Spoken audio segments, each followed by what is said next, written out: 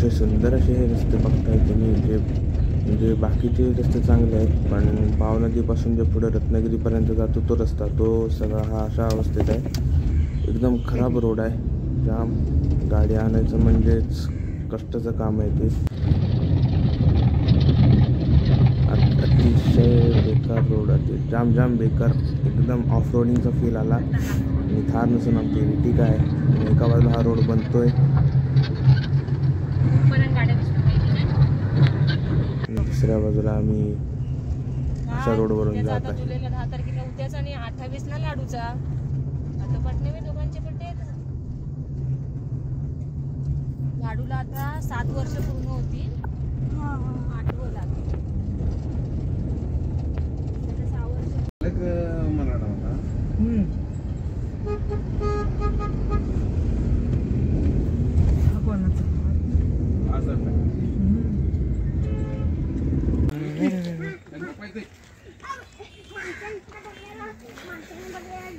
तर कशा आहात सगळे, एका नवीन ब्लॉग मध्ये मी तुम्हा सगळ्यांचं स्वागत करतो. आणि आता आम्ही आलोय रत्नागिरी जेटीवर. मी काय बोलू तुझ्या समोर.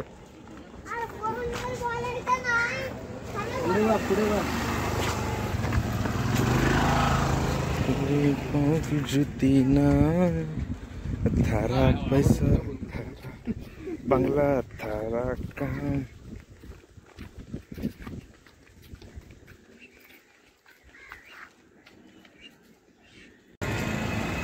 रत्नागिरी जेटी.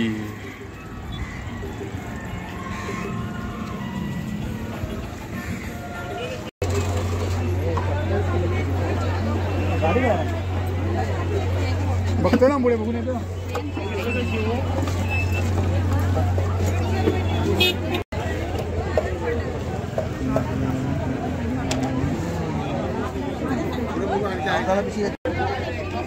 केवढा बाय पाकड बघ.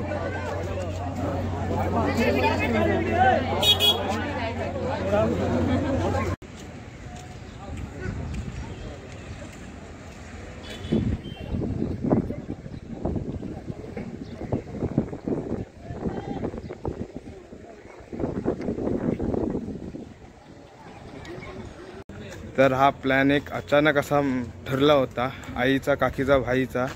आणि मी फाटावर गेलो होतो तेव्हा कॉल केला आणि मग बोलावण्यात आलं. आणि मग तशाच अवतारामध्ये मला टी शर्ट आणि जीन्सची पॅन्ट आणली. मी हाफ चड्डीमध्ये होतो तर तसंच मला घेऊन आलेत. विअर होऊन आलाय. माझे कपडे आणले माझे. मला असं आणतात म्हणजे स्वतः जेवण बिवून येतात आणि मला उपाशी ठेवायचं आहे ना. First time Ratnagiri jet. हे मच्छी मार्केट आहे आणि बाहेरच्या बाजूला जे दाख बघितलं ते बोटींचं उभं राहायचं स्थान. हे मच्छी मार्केट आहे आणि इकडे बोटी लागल्यात. मच्छी मार्केट आणि हे बोटी लागायचं जागा.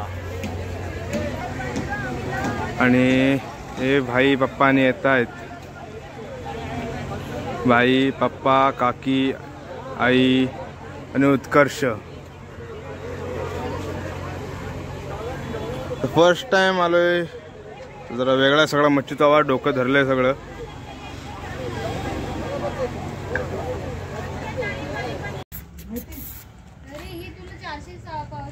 आणि इथं वाट्यावर नाही तर किलोवर मच्छी भेटते, कारण की इथं होलसेलर असतात, म्हणजे ते डायरेक्ट रिटेलरकडे म्हणजे विक्रीला देतात. तर चाललो डायरेक्ट जेटीकडं. तर आई आणि काकीने घेतलेत लेपा, भाकलं, मांदेली, शिंपले आणि पांगडे.